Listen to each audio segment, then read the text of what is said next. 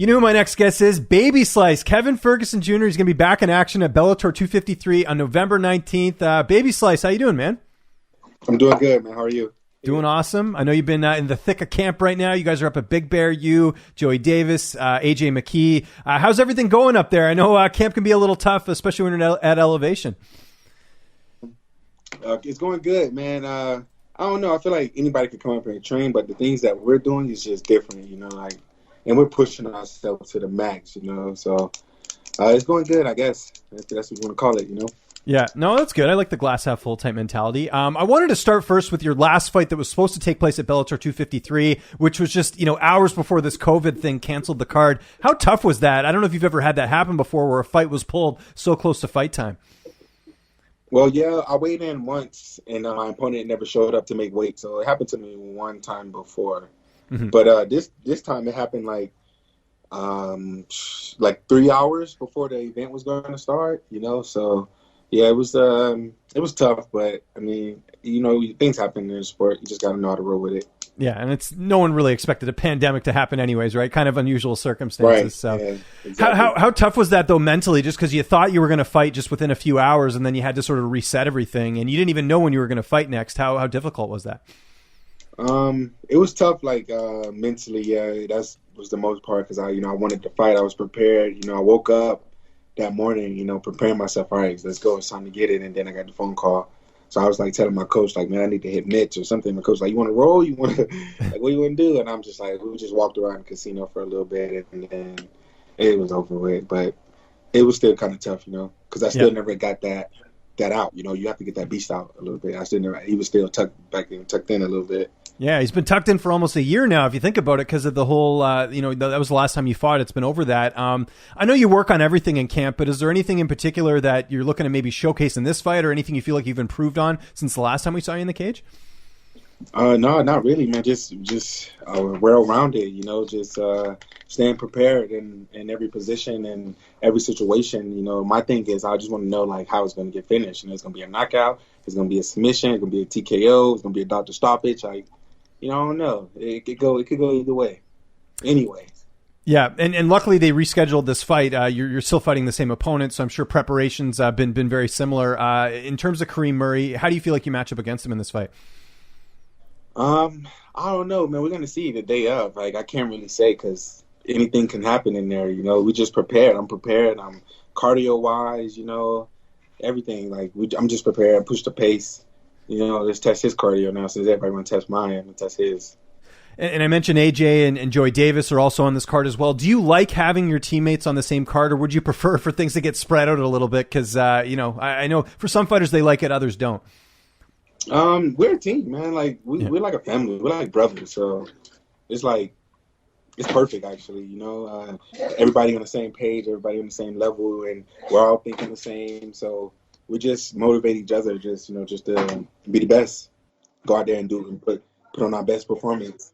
And I was going to say, one of the things I didn't get to ask Joey or AJ in their interviews, and I forgot to ask, is how many people are actually up there in Big Bear with you guys? Is it just the three of you and then Antonio, or do you have any other training partners up there? It's three of us and me, Joey, AJ, coach for sure, and then two other guys. Okay, because you got to keep it small, right, for COVID, right? I'm sure too. Right. Yeah. Exactly. Okay, that makes sense. How's the weight cut going ahead of this fight? Actually, what weight is this at? I was trying to figure that out. Lightweight, 155. I'm 10 pounds out right now. Oh, really? Already? Good for you, man. I keep it low, man. I keep my weight low. I don't play those games. I don't like going up to fight and then got to cut a bunch of weight. Of course, it mentally fucks you. I don't know. My bad. Mentally messes. No, swear away, man. It's fine. I'm Canadian, but you can swear all you want. It's all good. Right, but it's like a mental F game. You messed up in the head and you got to cut weight and then go weigh in and try to rehydrate. I've been walking around 170 this whole time, and then as the weeks go, I just slowly cut it down. So going up to fight, I want to be 160, fight week, 160. So it could be an easy cut. I don't really have to train as much, 2 training sessions, and I'm already on weight, Is dieting and all that getting down to weight, is that difficult for you? Because I know for some fighters, they hate it. I do that months out. So what we in, we're ending of October. So 2 months ago, I was already cutting weight, getting my weight down. So I've been walking around Like, I've been walking around 170, 166 for the past 2-3 weeks. It was up to a point where I was at 159, and I had to go like eat some steaks and put my weight back on. But I like being comfortable at this weight, so my strength so my body could get used to it. You know, my body develops at this weight. So when it's time to fight, it ain't like I put on a bunch of weight to fight, you know, or I cut a lot of weight. Right. What are you missing the most right now during camp that you can't have? Well, I can pretty much eat what I want. That's why I keep my weight low. Oh, gotcha. Okay, so you kind of, it's a strategy there, so you can have a little bit. So what do you enjoy eating? Like, you know, some people like pizza. I don't know. I like pancakes, man. I like breakfast. So does The Rock. You know, The Rock does that too. Pancakes, sausage, hash browns, and like some biscuits and gravy, and I'm good to go. There you go. That'll be like my only meal that day, and then I'll have like a shake. Gotcha. And my weight won't jump over 170. It stays right there where I need to be, and I can still eat what I want and enjoy the food. Now, let me ask you, this is going to be kind of off the wall question, but do you believe that breakfast meals should only be eaten at breakfast, or are you a guy that will have pancakes at like 9 at night? Breakfast is better at night anyways, you know? Yeah, I agree. So breakfast for dinner is like perfect. There's no better thing than breakfast for dinner for me. I don't really eat breakfast. That's the crazy thing. I don't eat breakfast or lunch, really. Just do the 1 meal a day type thing? I do like 1 meal a day, and I have a shake, and I feel great. Interesting. Have you always done that? Yeah, always, yeah. Yeah, always, yeah. Okay, that makes sense, because I know Ronda Rousey used to do that back in the day. I remember she just do the 1 meal, because it's it's called fasting, right? Where you go from fasting, yeah, right. Yeah. I feel better that way. My body feels better when I do it like that. When I eat too much, I don't know, I feel like slow and sluggish, you know? Yeah. Now, does the pancakes must knock you out at night too? Because that's the other thing with pancakes. It's like, it's tough to do it in the morning, because if you eat it, then you just want to go to sleep, right? Right, exactly. But after I eat pancakes, I just want to lay down and relax. I done did good in training, and I had me some nice buttermilk pancakes. There you go. Awesome. We spent far too much time talking about pancakes, so let's move along here. It's all good. I can talk about food all day. We can. Yeah, no, that sounds good. Have you ever had Canadian maple syrup before, by the way? I think so. Yeah, I think so. It's a little bit different. It's in a different jug. Like, it's actually shaped differently. Right, like the little jug. Yeah, I think that's all I get. Yeah. Yeah, because that's where I'm Canadian, so I had to get some Canadian content. Jug. That's the $20 jug. Exactly. You know? It's not cheap. Yeah. It's not like Aunt Jemima's. You got to actually go up a step, right? So. Right, exactly. You got to spend some money for that. It's so good too. Oh, it is. Don't get me started on pancakes, man. We'll be here all day. So yeah, you got to go have some after this. Actually, I'm thinking about it, honestly. In terms of the fight, unfolding on November 19th, what's your prediction? How do you see this fight, playing out? Definitely a win for sure. I don't know how it's going to come. I don't know. Like, I feel like that's up to my opponent. If he wants to shoot in, then he might get submitted or ground and pound. If he wants to stand up, he might get knocked out or knocked down to a submission. I don't know, man. It's up to him how you want it to end, and how much punishment can he take, you know? Yeah. And I'm sure with, COVID and the, sort of the layoff you've had heading into this fight, are you trying to, get back in there as soon as you can if you're unscathed, or do you want to sort of space things out a bit? Yeah, man, I want to just, keep fighting. Like, this is what I love to do, and, I just want to keep fighting, keep training, keep getting better, like I only been in the game for 2 years. Like, I had a year off because of an injury.